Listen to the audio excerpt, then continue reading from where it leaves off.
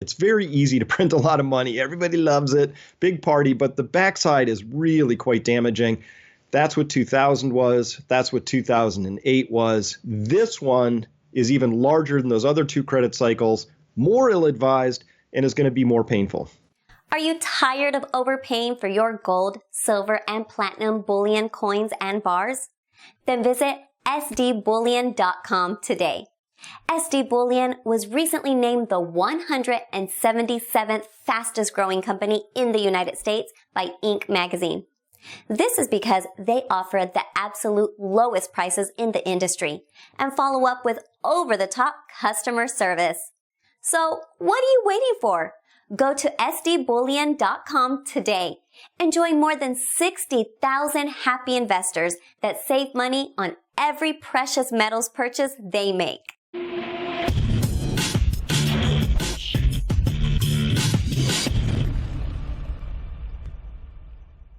Hey everyone, this is Elijah Johnson with SilverDoctors.com, and back with us today is Chris Martenson from Peak Prosperity. Chris, thank you so much for joining us today. It's my pleasure to be back with y'all. All right. Now, the first topic I'd like to discuss is about the stock market. You recently wrote an article about this and saying, well, is this it? Is this the crash that you've been predicting for so long? And you're saying that it might not actually be the crash. What is your perspective right now? Well, it's my view is that watching the prices of stocks, what you're really doing is you're watching the effects. You got to understand what the cause is. And so in this story, what I do in that article too is I rewind it a bit and I say, look, these aren't your average ordinary stock bubbles that happen because everybody sort of gets excited. These are the direct outcome of central banks pursuing what are called credit cycles, which they've tried to replace the business cycle with. Now, they didn't like business cycles. Things went up, things went down. And so in order to get around that, they thought, hey, we'll just create these ample credit, we'll drop interest rates, we'll flood the world with liquidity, and that will help us get past these troubling spots. And Greenspan started that, Bernanke and Yellen continued it. We'll see what Powell's going to do. So really what I'm asking people to do here is watch what the central banks are doing. Listen, they engineered this. Everything was rolling over big time in late 2015, early 2016. That was clearly a time when things were going to roll over, but we had the European Central Bank come out and pour on the most liquidity ever by all the central banks combined during that next part of the crisis there. 2016-17 saw the most money printing in all of history, even worse than, worse, whatever word you want to use then. During the 2008-9 period, during the 2011 and 13 period was another big printing spree, and so on. So what are they up to? Well, listen, we've seen these rescues. We've seen that the authorities, I have no interest in watching things break down, but every world central bank is committed right now to tightening liquidity. Whether they do that or not is why I have to still put a question mark on there. If they were going to commit to their current plans of quantitative tightening, the answer is yes, this is it. This credit cycle is going to burst. Will they let it burst before they freak out and reverse course? That's the question mark. With regards to that, you said that bubbles burst from the outside in, starting at the weaker places at the periphery before progressing to the center. So what are we seeing right now? Is that what we're seeing? We are seeing that. And we've been tracking that at Peak Prosperity. We've been tracking that exact dynamic for, 6-8 months now. When we first started to note, if your listeners remember, Turkey, was having all these issues. Its currency was weakening. And of course, Erdogan was putting up a big fight with NATO. And so there were some geopolitical angles to this. But Turkey started to get into a lot of trouble. Venezuela, of course, has just been breaking for a long time for a variety of different reasons. But then we saw Argentina get in trouble. And then we watched South Africa. So those are the weaker periphery countries. If you see a global contagion of a liquidity crisis start, it always starts out there, at the weaker players first. It's no different than saying who gets in trouble in a society first. Well, it's going to be the people living paycheck to paycheck, living at the edge. They're the ones who are going to feel the impacts first. So that's what we mean from the outside in. We don't track what treasuries are doing quite as much as we track what triple C rated or junk rated debt is doing, because that's where the trouble starts. If you want to have an early warning, you look at the edges. So yes, we've been seeing the edges get in a lot of trouble around the junk rated debts. We've been watching credit spreads start to widen out. We've been watching, I think, what are we up to? Maybe 12 or 13 stock market bear markets out there across the world. Again, all in the weaker countries. And that's what we're watching. So that's still proceeding, and that's what you get at the tail end of a credit cycle. Another article I wrote is titled "Easy Come, Hard Go." It's very easy to print a lot of money. Everybody loves it, big party, but the backside is really quite damaging. That's what 2000 was. That's what 2008 was. This one is even larger than those other two credit cycles, more ill-advised, and is going to be more painful. Now, can you spell out a bit more about what this will actually look like for the average person? You're saying this is going to be more painful than other crises. Why? Well, it's really the business cycle was a well understood phenomenon, and you understand how a business cycle gets going. Like all the businesses start to feel they're doing well, and they hire more people, and they pay a little bit more money in wages, and everything starts to get going, and then towards the top of that, really dumb things get done. There's a lot of capital floating around. Loans are taken out that shouldn't be taken out for non-productive business enterprises. And then they end up bursting at some point. The pets.coms and the web vans and all these dumb ideas, off they go into the sunset. The Fed didn't like that. 2000 sort of worried them a little bit. They thought, well, listen, let's not do that again. Let's prevent that pain. So in the credit cycle, what happens is you have a lot of non-productive enterprises get propped up.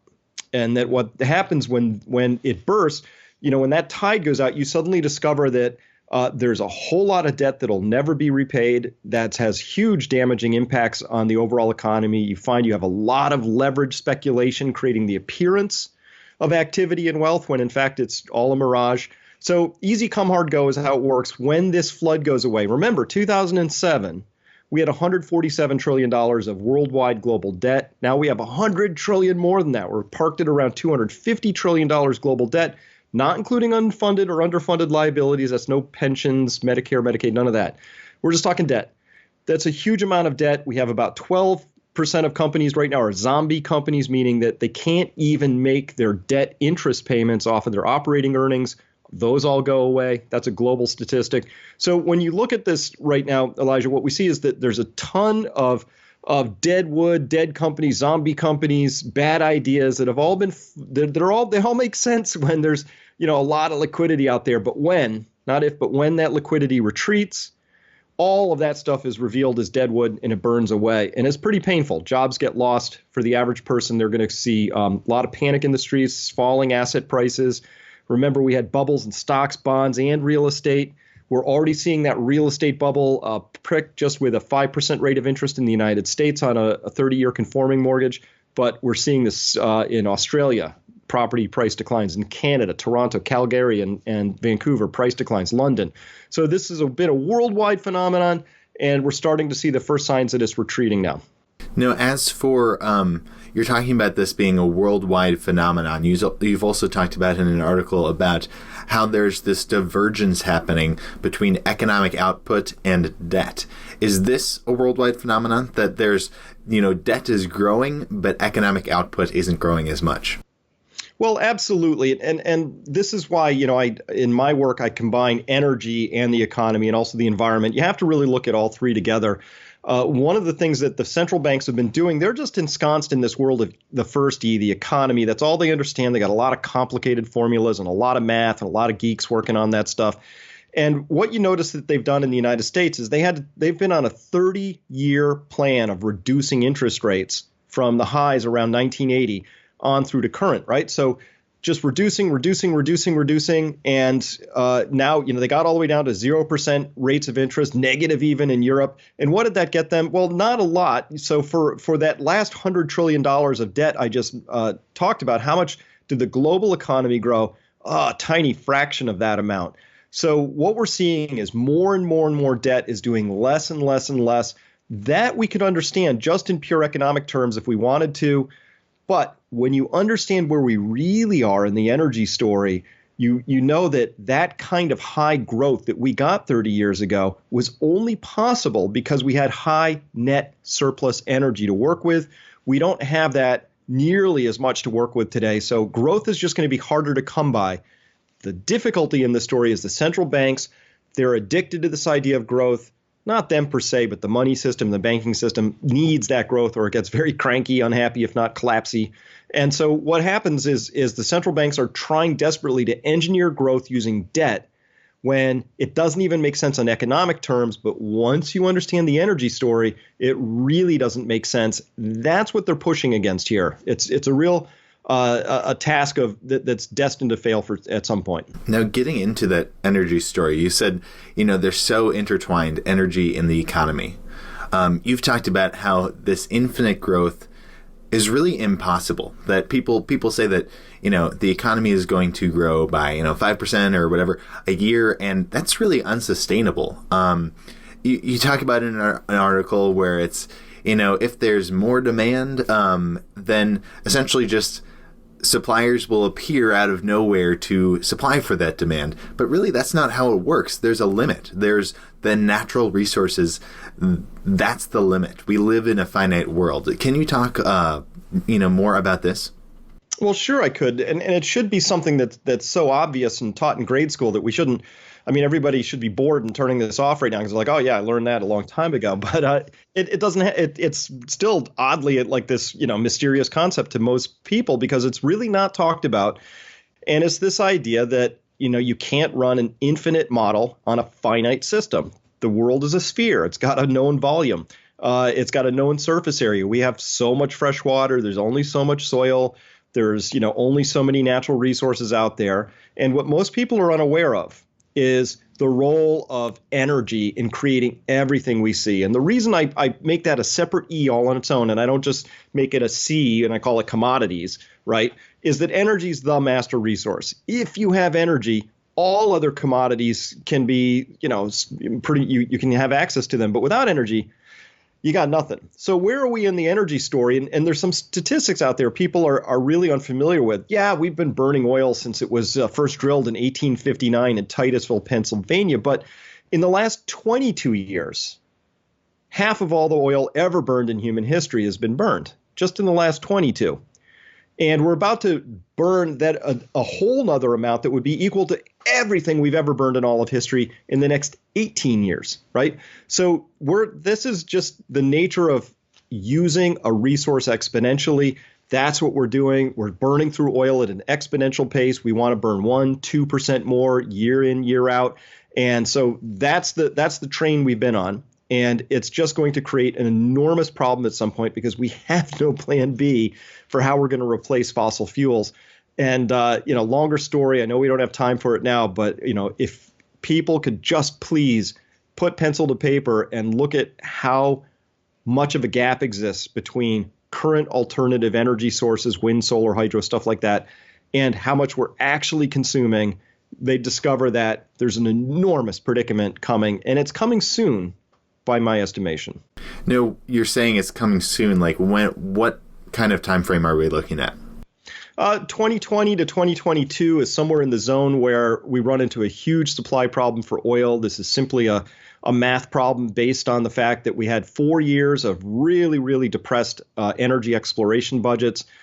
These first investment decisions, or FIDs, by the major oil companies were at all-time lows for the last 4 years, 2014, 15, 16, 17. We'll see how 2018 finally clocks in, but it's going to be low as well. Not quite as low, but still low historically.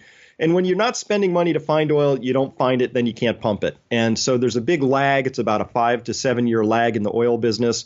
And so that first time we would start to see that start to show up could be as early as 2019, but I'm expecting it really more to show up 2020, 21, 22, somewhere in that zone. And then we're going to have real difficulties in supplying ourselves with oil. Hey, the EIA is talking about it. The IEA is talking about it. A number of major investment banks have caught on to that thesis as well. So that's coming. And that's just, nobody can fix that. I don't care how much money you have. You have to find it first, and it just takes time.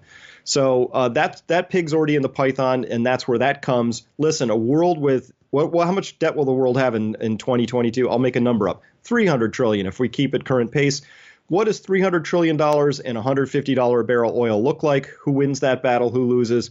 Listen, that's called 2008 all over again. And many people think that was the pin that pricked that was just, bubbles bursting in housing. To me, It was $147 a barrel oil in July of 2008. Hey, that's what took Greece out. That's what caught, Europe short. That's what really started to put a pin in the bubble here as well. So that's what I'm looking at again, is something like that. And this all, Elijah, centers on this very simple idea, which is oil is finite and it's getting harder and harder to find. The shale story notwithstanding, a lot of details around that too.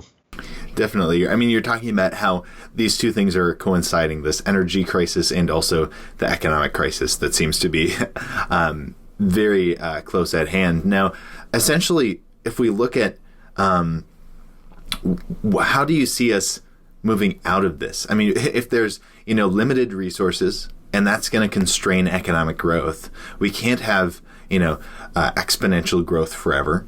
And we're going to see this economic crisis and we're going to see probably higher energy prices. Like, how does this all resolve and where do we go afterwards? Well, this has been one of the weirdest periods in human history. But let's just talk U.S. history here for a second. Sometime around 1985 or so, give or take a few years, we decided deficits don't matter, debts don't matter. And we've been increasing our debts at roughly twice the rate of our underlying economy. Now, listen, even without the resource story, that's a math problem waiting to happen, right? So, if your credit card debt was going up at 10% a month and your income was going up at 4% a month, sooner or later, you too have a math problem. Not hard to understand. But we convinced ourselves in this country collectively that somehow debts don't matter and we'll always grow our way out of it and all this. So to your listeners, if you just look at the total IOU pile of the United States. And by IOUs, I mean all the debts that exist out there, right? Student loans, auto loans, corporate debt, federal, state, municipal debt, but also unfunded liabilities, pensions, both at the municipal, corporate level. You add all those IOUs up in a big pile, and you discover that pile is now 1,100% of current GDP. And Elijah, when I look at a pile like that, there's no way to get out from under a pile that big except through rapid growth. How much? More than we've ever seen in our nation's history. And are we going to get that rapid growth? Not without a huge pile of energy I haven't found or seen yet. So when you look at a chart like that one I'm describing, where you're looking at debt to GDP and it's just been climbing, what you have to ask yourself is an answer is just one question. Who's going to eat the losses? So you asked, what's the way out of this? There is no way out of this. That debt's going to have to be repudiated. Those IOUs are going to have to be reduced in some way. And those are going to be reduced in the normal ways. Hey, we're so sorry. Your pension went bust. We handed it to the PBGC. You're getting 40 cents on the dollar. Hey, did we say you could retire at 67? We meant 77 or whatever the answers are going to be. I don't know. But they can't be paid. So we've been pretending as if we can make all these promises and they'll be kept. They won't be kept. They can't be kept. So that's what people need to be ready for and understand is that that's coming. Now, here's the thing. There's only two ways to repudiate a debt. One is to not pay it back. And the second, if you're a government, is to print your way out of it. And so that's what I think people need to be prepared for is the next layer of printing. The first round of printing went to the banks, the big banks, to make sure they didn't eat the losses. Politically, I don't think that's going to be possible. We're seeing that in the riots in France, the Catalonia breakaway, Brexit, Trump, all that. That's populism on the rise. Basically saying, hey, you guys bailing yourselves out and making yourselves even wealthier at the top end is causing a lot of social friction, surprise, as historically every time it's been tried. The next round of printing has to go to the people or money for Main Street. And that's where we start to see a lot of inflation take hold. That's still a number of years out there. But again, I would put that out there in the 2020 to 2022 timeframe at the latest. And for anybody listening to this, I got to tell you, that's not very far away. And there's a whole lot you need to do to be prepared for when that time comes. And if you think you just wait and see if that develops and then get ready when that time comes, you won't have time. You may not have the resources. It may be more difficult, but it's coming. Really, that's the only question, Elijah, to answer is who's going to eat the losses? The banks are going to say not us. The government's going to say not us. The taxpayers, I think this time are going to say not us. And that's where the fight starts. Now, before we let you go, I'd love to have you share where people can find you. And really one thing that I really like to have the guests talk about on this show is, how to prepare. And I think one of the things that I was reading an article that you wrote, you write amazing articles, and one of them was about a preparedness strategy that you're going to be implementing. If you want to talk about that, you're going to have people kind of join you on a whole weekend without electricity, correct? Yeah, so this really was put forward by a reader comment, sort of sparked the idea, but had been percolating for a while because we had, of course, members who were there in Houston during Hurricane Harvey. We know people who were for Charlie that came up across the Florida Panhandle, and also we directly know people who lived in Wilmington when Florence came through. And in each case, we gathered data from people, and they all said, listen, we're very well prepared. We've been preparing for a long time. But once we got into it, we discovered a lot of shortfalls. And so really, the idea here is that a plan is one thing, but a plan without practice is still just a plan. So the idea here is to encourage people. We're all going to pick a weekend. We're going to pick a weekend and we're going to say, hit your main circuit breaker and turn it off on Friday. We flick it back on Sunday and we ask some questions. What happened? And people were discovering things like, oh my God, these little hand crank solar radios I got, they didn't work, or these batteries I forgot about and this thing had corroded, or oops, I thought I had these things, but I didn't. So that's the idea, is just to take our plans, put them to practice and see, let the chips fall where they may. I'm just a huge believer in planning and practice. All right. Well, the website is peakprosperity.com if they'd like to learn more about that and also your other work. Any last thoughts you had? Well, no, it's just this is the time to get prepared. And really, it's not just economically. Look across the world, and it's clear huge, massive changes coming in the environment. I know we didn't get a chance to talk on that much, but this really says this is the time for people to get prepared. And of course, that's our mission at Peak Prosperity, is not just to point all this stuff out, but what are you going to do about it? That's really where our heart lies. So I would invite people, yes, please come by peakprosperity.com, check it out, and join the community. All right. Once again, thank you so much for your time, Chris. My pleasure.